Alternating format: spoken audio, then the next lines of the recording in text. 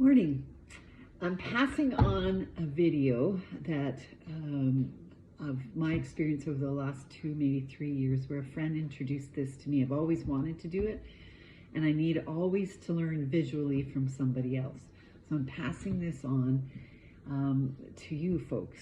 Now, it is about growing sprouts and what that looks like and how to do it. I originally was told just get a mason jar, and I have lots of those because we do a lot of canning, especially tomatoes. And so I had a canning jar, and I bought a lid, and I would use this for the first little while. But I came across another system.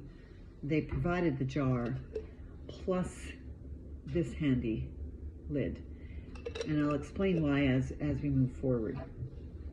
So whatever method you decide, and I'll tell you the reason later why I chose this one, is you get a sterilized jar. So I sterilize this, meaning I put it through the dishwasher, 200 degrees, maybe for 10 minutes in the oven, just to clean any bacteria out. Doesn't take long.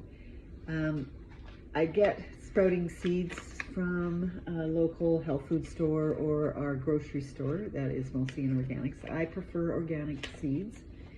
I was doing 2 tablespoons of seeds, and I've decided just today to only go 1 because the sprouts last for about 3 to 5 days in the fridge, and I'm finding that's too many just for me to use in a salad or in my lettuce wraps or a garnish on top of my eggs. And sprouts, and I'm sorry I don't know the value of them, but I know they're high in nutrition. Eating fresh sprouts. I used to always buy them, and I still will buy them if I haven't had time. Ones I used to like were the sunflower ones, and they're big and crunchy. But here I've given myself a healthy dose of 1 tablespoon of sprouts. These ones happen to be daikon radishes. You can get alfalfa, you can get pea sprouts, you can get almost anything that you can think of for sprouting, and usually quick sprouting, and it takes typically about a week for this whole process. So today I've got purified water. I got this not from the tap, only because I prefer not to have chlorine, and we do have a system that we use to purify the water of any contaminants. And so I'm going to fill the radish seeds up to, well, this 1 glass. And I'm going to let it sit for an hour. And I'm going to put this lid on it, and it's going to sit like this. And that's how it looks. So I'm going to let it sit for 4 hours. If I did 2 tablespoons, it would be more or less 6 hours. Then I drain it and fill it up again. And what you do is you swirl it around. You don't hold it for the 4 hours. You drain the water out.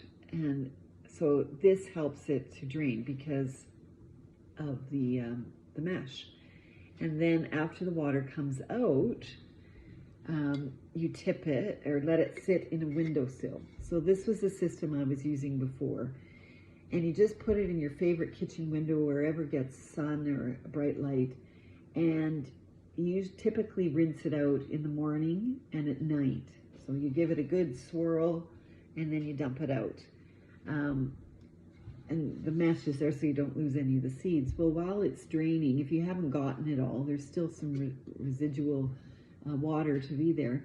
It just kind of sits, and you're having to forever to kind of drain it out. So this sits on the, I don't want to do it in case it comes out, but it sits like that. Let's see that better back here. And then the water isn't dripping onto your cabinet. So I love this system. You might like the others. And then you get beautiful sprouts after about 6 or 7 days. You'll see them all sprouting, and when the sprouts come out, you take them out, rinse them off, put them in a container in the fridge, in a glass container, or in whatever you choose to put into the fridge. And like I said, it lasts for 3 to 5 days, and you've got instant nutrition for your for your meals throughout the day. I don't have fresh ones here to show you the end result, but you get the idea.